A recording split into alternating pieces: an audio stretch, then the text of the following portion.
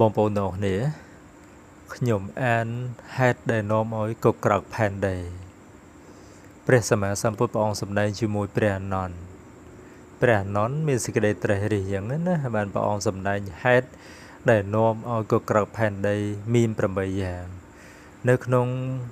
បៃដកលេខ16មហាបរិនិព្វានសូត្រទំព័រ225បងប្អូនចង់ដឹងបងប្អូនទៅបើកមើលទៅឃើញហើយលំដាប់នោះព្រះអនន្តមានអាយុមានសេចក្តីត្រេះរិះយ៉ាងនេះថាអើណហេតុជាអស្ចារ្យពេកណាស់អើណហេតុចម្លែកពេកណាស់ការកក្រកផែនដីជាយ៉ាងធំការកក្រកផែនដីនេះធំណាស់តើ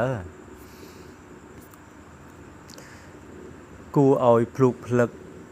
ឲ្យព្រឹសព្រួចរោមទាំងកក៏លន់លឺឡើង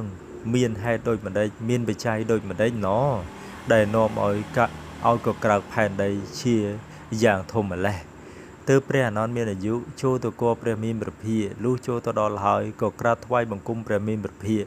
ហើយអង្គុយក្នុងទីដែលសមគួរលុះព្រះអនន្តមានអាយុអង្គុយក្នុងទីដែលសមគួរហើយក៏ក្រាបបង្គំទូលព្រះមានព្រះភិក្ខដូច្នេះថាបបិទ្ធប្រងដ៏ចម្រើនហេតុមានហេតុជាអស្ចារ្យបបិទ្ធប្រងដ៏ចម្រើនមានហេតុដ៏ចម្លែកបបិទ្ធប្រងដ៏ចម្រើនការកក្រៅផែនដីនេះជាយ៉ាងធំបបិទ្ធប្រងដ៏ចម្រើនការកក្រៅផែនដីនេះធំពេកណាស់គួរឲ្យភ្លុកភ្លឹកគួរឲ្យព្រឹសព្រួយរោមទាំងផ្គរក៏លន់លឺឡើងបបិទ្ធប្រងដ៏ចម្រើនមានហេតុដូចម្ដេចមានបច្ច័យដូចម្ដេចណដែលនាំឲ្យកក្រៅផែនដីយ៉ាងធំម្លេះព្រះអង្គត្រាស់ថាមនីអនន្តហេតុបច្ច័យដែលនាំឲ្យកក្រៅផែនដីនេះមាន8យ៉ាងបងប្អូនទាំងអស់គ្នាហេតុបច្ច័យទាំង8យ៉ាងតើដោយម្ដេចខ្លះមនីអនន្តមហាប្រតិពីនេះប្រដេសឋានលើទឹកឯទឹកប្រដេសឋាននៅលើខ្យល់ប្រដេសឋានលើអាកាសមនីអនន្តសម័យដែលមានខ្យល់ធំបក់ខ្យល់ធំដែលបក់នោះរមែងធ្វើឲ្យទឹកកក្រើកឯទឹកដែលកក្រើកមកហើយក៏ធ្វើផែនដីឲ្យកក្រើកដែរនេះជាហេតុជាបច្ច័យទី1យើងធ្វើឲ្យខ្យល់បក់ទឹកបងប្អូនទាំងគ្នាខ្យល់បក់ទឹកហ្នឹងធ្វើឲ្យផែនដីកក្រើកនេះគឺជាហេតុជាបច្ច័យទី1ដែលនាំឲ្យកក្រកផែនដីជាយ៉ាងធំមនីអនន្តសមណៈក្តីព្រាហ្មណ៍ក្តីដែលមានរិទ្ធដល់នៅការស្ទាត់ជំនាញក្នុងចិត្តឬទេវតាដែលមានរិទ្ធធំមានអានុភាពធំបុគ្គលនោះបានចម្រើនបថវ័យសញ្ញាឲ្យមានកម្លាំងតិចចម្រើនអបោសញ្ញាឲ្យមានកម្លាំងច្រើនបុគ្គលនោះរមែងធ្វើផែនដីនេះឲ្យកក្រើករំពើករំញាប់ញ័របាននេះជាហេតុជាបច្ច័យទី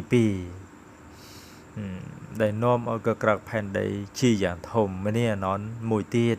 កាលណាដែលព្រះពោធិសត្វចុតចាពួកទេវតាដែលស្ថិតនៅក្នុងឋានទសិទ្ធមានសតិសម្បជញ្ញៈយ៉ាងយាងចុះកាន់ព្រះមាតុឧត្តរក្នុងការនោះផែនដីនេះតែងក៏ក្រៅរំភើបនេះរំភើបញាប់ញ័រនេះជាហេតុជាបច្ច័យទី3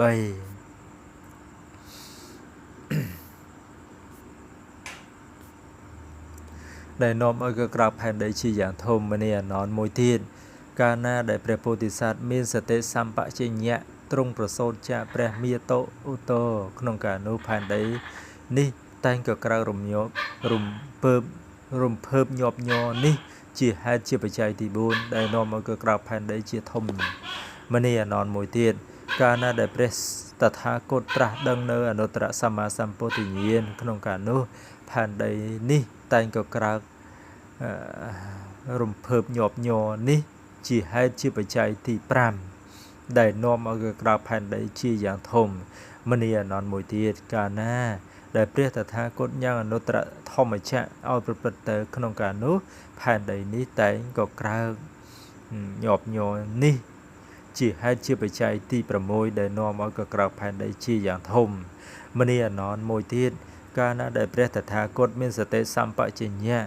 ដាក់ចុះនៅអាយុសង្ខារក្នុងការនោះផែនដីនេះតែងក៏ក្រើកញាប់ញ័រនេះជាហេតុជាបច្ច័យទី7ដែលនាំឲ្យកក្រៅផែនដីជាយ៉ាងធំ